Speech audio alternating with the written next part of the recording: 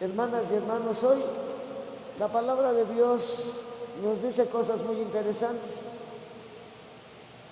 En la primera lectura se nos da a conocer la narración del libro del Génesis, de cómo entró el pecado en el mundo.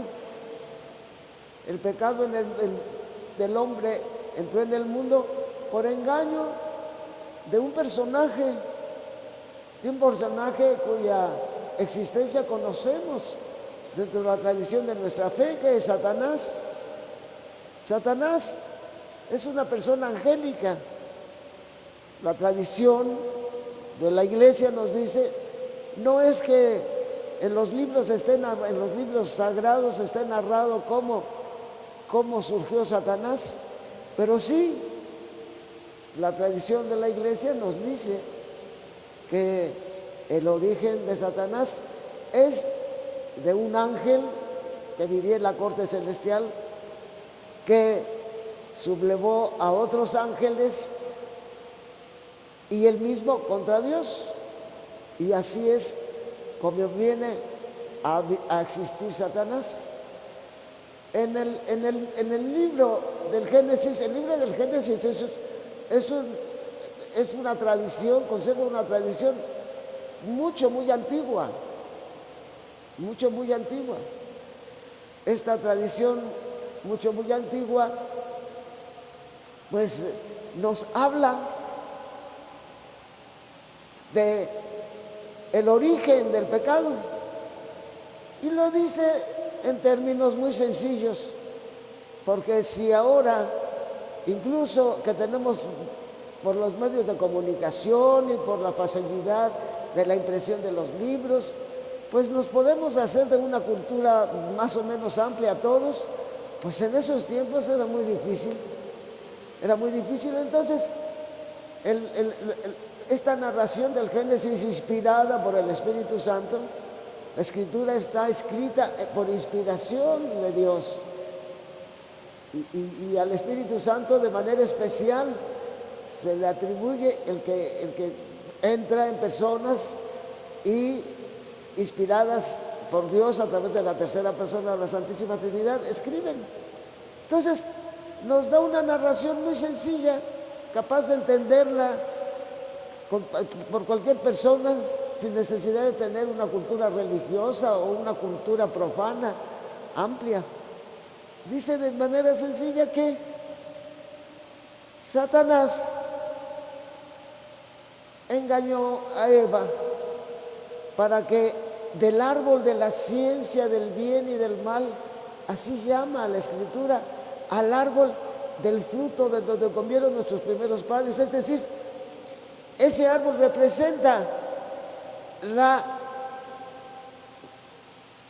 integridad ética con la que nosotros tenemos que movernos. En ese árbol se podía recoger la diferencia entre la ciencia del bien y del mal, pero esto tenía un límite. Esa ciencia está en Dios y nos la transmite a nosotros en nuestra mente y en nuestro corazón, y nuestros padres, y eso es algo que incluso hasta el día de hoy nosotros vemos en los niños, que muchas veces los niños tienen una ética muy seria. Yo recuerdo un pequeño filmado que hizo la mamá o el papá de un niño. Esto ya tiene unos años, y el niño le dice a su mamá o a su papá, no recuerdo, dice: ay, yo tengo un amiguito, un compañerito de nosotros en la escuela, es malo. Y entonces empieza a decirle el niño lo que ese compañerito hace. Y claro, el papá o la mamá se dio cuenta que el niño tenía razón, pero claro, le empiezan a tratar de justificar al niño, y el niño dice: no, es malo. Y luego le dice otra cosa que el niño hace. Y tuvo la mamá o el papá el tino de filmar al niño o al niño una, una un natural sentido común en un niño de algo así como 5 años. Y el papá o la mamá le decía, no, mira, no es que sea malo, no, es malo. Y luego le agregaba otras cosas. Yo nunca se me olvida eso. ¿Por qué? Porque en nosotros la diferencia entre el bien y el mal, Dios nos la regala. Dios la regala. Este sentido de verdad sobre lo bueno y lo malo es algo que vino, un personaje externo, que es Satanás. Y luego otra cosa que llama la atención de esta primera lectura es que habla, fíjense cómo habla de que va a aparecer una persona, sí, dice, así de la misma manera que Satanás hizo caer al hombre primero a través de la mujer, pues ahora Dios le dice a Satanás, ¿por qué has hecho esto? Serás maldita entre todos los animales y entre todas las bestias salvajes. Te arrastrarás sobre tu vientre y comerás polvo todos los días de tu vida. Y luego dice, pondré enemistad entre ti y la mujer. Porque fue sobre la mujer contra la que él se fue. Y luego dice, entre su descendencia y la tuya. Aquí está. Se le llama el protoevangelio a este texto del Génesis, del libro del Génesis, que está al principio del libro del Génesis.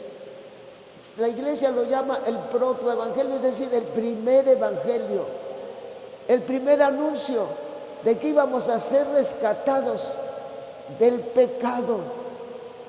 Y le dice, enemistad entre ti y la mujer. ¿Quién es la mujer que fue concebida sin el pecado original? Nuestra Madre Santísima. Y esa mujer, de esa mujer viene una descendencia. ¿Quién es esa descendencia de esa mujer? El Hijo de Dios, que nació de ella en una concepción virginal por obra del Espíritu Santo. Y ese Hijo de Dios, que es el que nos salva, es nuestro Señor Jesucristo. Y por eso le dice, pondré enemistad entre ti y la mujer, entre su linaje y el tuyo. Por eso la iglesia le llama el protoevangelio, es decir, el primer evangelio donde se nos anuncia que seríamos liberados. Dios no se queda pasivo, pero ¿en qué momento tuvo que venir esa liberación? Cuando maduráramos, cuando entendiéramos, cuando vieran las condiciones para que el Hijo de Dios fuera entendido. Primero fue la educación de ese pueblo donde nació Jesús, porque los primeros seguidores de Jesús iban a venir de ese pueblo, y ese pueblo recibió siglos antes toda una educación, y a partir de ese pueblo empieza a través de Pentecostés, empieza la extensión de esa salvación que nuestro Señor envió por medio de nuestro Señor Jesucristo. Es muy interesante lo que nos dice. Y luego San Pablo, en la segunda lectura que nos dan, está tomada en la segunda carta de los Corintios, habla de nuestra perfección, como él les está hablando a los corintios les acaba él es el que les lleva la fe. Dice la Escritura que así como Pedro fue enviado a anunciar el evangelio a los hebreos, a los judíos, de esa misma manera Pablo fue elegido para llevar el evangelio a los paganos, a los que no pertenecían al pueblo de Dios. Y es Pablo, y vemos la pedagogía de Pablo, de cómo les va enseñando que ellos están recibiendo en el evangelio y todo lo que el evangelio lleva consigo, que es la gracia divina, que es el don del Espíritu Santo. Están recibiendo todas las condiciones para actuar perfectamente como seres humanos dentro de esa ética que yo les decía que nuestro Señor nos regala. Desde que nosotros empezamos a vivir aquí, nosotros tenemos el sentido del bien y del mal. Esto no es una cosa anormal, es un sentido natural. el acercarnos al bien y retirarnos del mal, pero es algo que Dios tuvo que fortalecer después que caímos en el pecado original, es decir, de que Satanás entró a perturbar todo nuestro interior con este pecado. Entonces, es interesante, son interesantes estas dos lecturas con las que se antecede el Evangelio del día de hoy. El Evangelio del día de hoy, pues, tiene tres partes. Una primera parte en donde se dice cuál es la situación. Nuestro Señor está en una casa y San Marcos es el que habla más de cómo Jesús enseña a grupos dentro de una casa, y en cambio afuera están los discípulos de Jesús llamándolos, y entre ellos está su madre, la madre de Jesús. Y cuidado, que nuestro Señor Jesucristo no está reduciendo de ninguna manera la importancia de su mamá, sino el resto de la familia. El resto de la familia dudaba mucho de que Jesús fuera realmente un hombre capaz, un hombre, pues decían que estaba hasta enfermo porque no podía ni comer, y por eso llegan los demás parientes y ahí está su mamá, pero de ninguna manera podemos entender que nuestro Señor está hablando mal de su mamá, no, de ninguna manera. Se está refiriendo a aquellos de la familia que no entienden nada. Nuestra Madre Santísima, desde antes de concebir, ella porque fue concebida sin la mácula, sin la mancha del pecado. Entonces nuestra Madre Santísima tiene virtudes excepcionales desde antes de recibir en su seno al Hijo de Dios. ¿Por qué? Nada más y nada menos, ella va a hablar con ese niño, ella y José. Nomás nos ponen un ejemplo. Cuando el niño de 12 años se le ocurre quedarse en Jerusalén, y que regresan y lo ven, y los expertos en la ley de Dios, que eran los escribas, que era con quien encuentra los expertos, los doctores de la ley, es con quien lo encuentran dialogando y haciéndoles preguntas y comentarios excepcionales, que estaban todos con los ojos abiertos. Pues es el Hijo de Dios. Esto es un atisbo de todas las cosas que fueron entrando en el corazón de María, nuestra Madre Santísima. Pero aquí en este caso nuestro Señor está hablando expresamente de aquellos que lo están juzgando un loco, de que no lo entienden. Y esto no es raro que dentro dicen que nadie es profeta entre los suyos. Así dice un dicho, nadie es profeta entre sus parientes y sus paisanos. Entonces, el día de hoy nosotros tenemos que entender cómo el Evangelio es para la vida.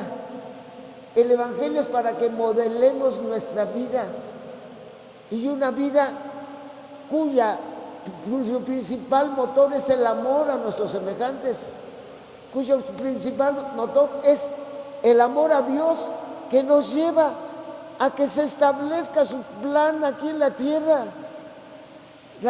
¿Cuál es el plan de Dios? Tiene en sus nociones principales el principio de que todos tienen una dignidad, de que no hay ser humano que sea más corriente uno que otro, de que no es el dinero el que debe regir quién es más importante y quién es menos importante, ni siquiera los conocimientos que podamos nosotros acumular nos hacen superiores a los demás. Hay una sabiduría en el pueblo impresionante. El pueblo tiene una sabiduría que nosotros los cultivados, nosotros los que tuvimos una formación, A veces tendemos a mirarnos por encima del hombro. Aquí son los campesinos del desierto, allá son nuestras tierras que no son desérticas, pero que se cultivan por los campesinos, pues son nuestros hermanos que son sembradores y recolectores de los alimentos que nosotros consumimos. Entonces, esto, queridas hermanas y queridos hermanos, nos debe llevar a nosotros a entender que no tenemos de ninguna manera, de manera alguna, meternos, y que entonces, si nosotros con esa mentalidad empezamos a juzgar el mundo de desiguales, empezamos a hacer categorías en que hay unos, no solamente por sus conocimientos, sino también por su dinero, sino también porque si son empresarios, porque si tienen un puesto político, y empezamos a ver a la demás parte del pueblo como ignorante y como insulsa, y eso por muchos años nos llevó a tener políticas públicas basadas en el poder sobre los demás y con una clasificación espantosa de las clases sociales, y que por eso pues se inventó la compra del voto y se inventó todo lo que ha venido creando la desigualdad en nuestro país. Y esto, si somos cristianos todos, no lo podemos aceptar. Tenemos que entender que todas las personas tienen la misma dignidad, todas las personas, y que estas nociones que se introducen que a partir del pecado son las que llevan a hacer los juicios de personas tan sabias. ¿Qué era lo que movía a los doctores de la ley del tiempo de Jesús a decir que Jesús estaba habitado por Satanás? Que Jesús se movía no con un poder divino, sino con el poder de Satanás. Por eso curaba enfermos. Y nuestro Señor les da una barrida con lógica. Nuestro Señor simplemente con pura lógica les dice, dice, ¿cómo puede Satanás expulsar a Satanás? Porque si un reino está dividido en bandos opuestos, no puede subsistir. Una familia dividida tampoco puede subsistir. De la misma manera, si Satanás se rebela contra sí mismo y se divide, no podrá subsistir, pues ha llegado a su fin. Nadie puede entrar en la casa de un hombre fuerte y llevarse sus cosas si primero no lo ata. Solo así va a tomar sus cosas. O sea, nuestro Señor usa el sentido común para desbaratarle sus argumentos. O sea, los pone en ridículo delante de todos los que se pusieron a decir que con el espíritu de Satanás sacaba a Satanás. Esto ya era. Y luego les advierte, todo pecado se le perdonará a cualquier hombre, todo. Pero el pecado contra el Espíritu Santo no se le perdonará a nadie. ¿Por qué dijo esto? Porque nuestro Señor, si por alguien está movido en su condición humana, es por el Espíritu Santo. Y estoy diciendo que era un espíritu malvado el que le permitía hacer eso. Y dice, ese pecado contra el Espíritu Santo no se perdonará nunca. Esto también tomémoslo hoy nosotros. Cuando nosotros queramos, por ventajas de amistades o por ventajas de criterios, desvirtuar las acciones que el Espíritu Santo realiza a través de una persona o a través de la iglesia, o a través que son en beneficio de todos, y que las queremos atribuir a poderes infernales, que las podemos atribuir a poderes ficticios, como sea, y querer desbaratar la acción de Dios que por medio de su Espíritu realiza en la iglesia, dice, eso no se le perdonará a nadie. ¿Por qué? Porque es una acción directa de Dios, la que se realiza desde el Espíritu Santo a favor de una construcción, de cualquier modelo social.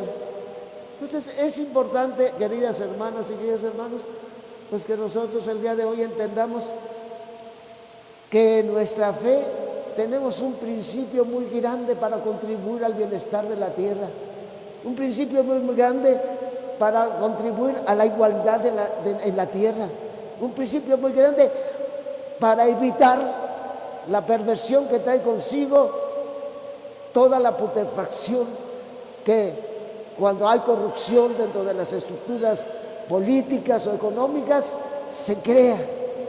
Y el día de hoy esto es muy común con el famoso crimen organizado, que el crimen organizado ya no solamente se dedica a vender drogas, el crimen organizado ya no solamente se dedica a hacer trampas, el crimen organizado está metido dentro de las estructuras sociales, las estructuras empresariales y las estructuras políticas de una manera muy poderosa.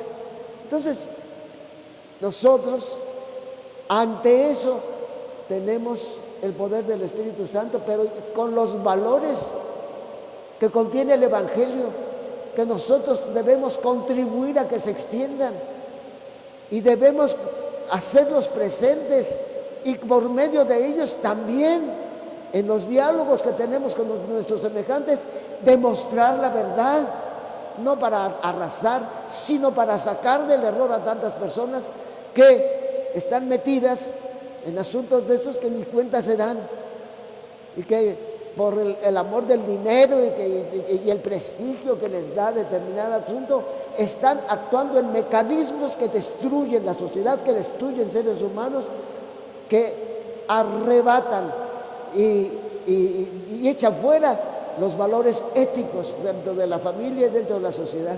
Entonces, no tengamos miedo en testimoniar nuestra fe.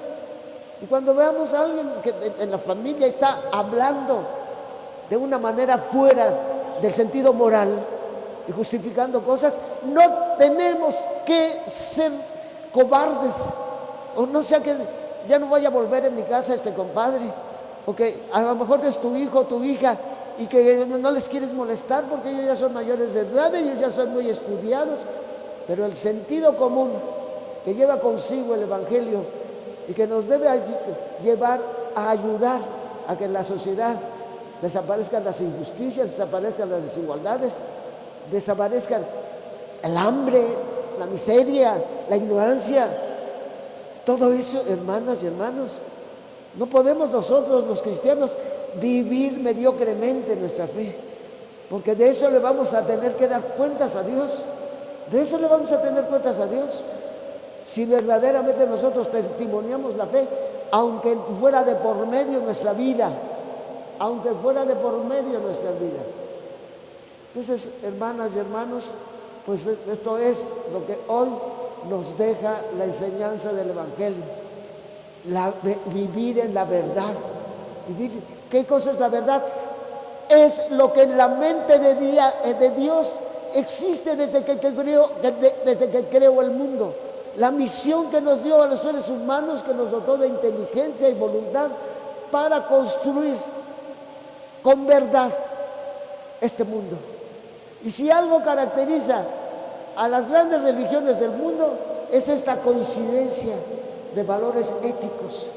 Sí, nuestro Señor también salva a la gente que vive en el budismo, pero vive con valores éticos, como nuestro Señor, a quienes nos presumimos de católicos y vivimos fuera de los valores éticos. Nosotros, ante un musulmán, ante un budista, ante un incrédulo que cumpla los valores morales fundamentales en la construcción social, nosotros no somos superiores porque estamos bautizados, porque comemos la Sagrada Hostia.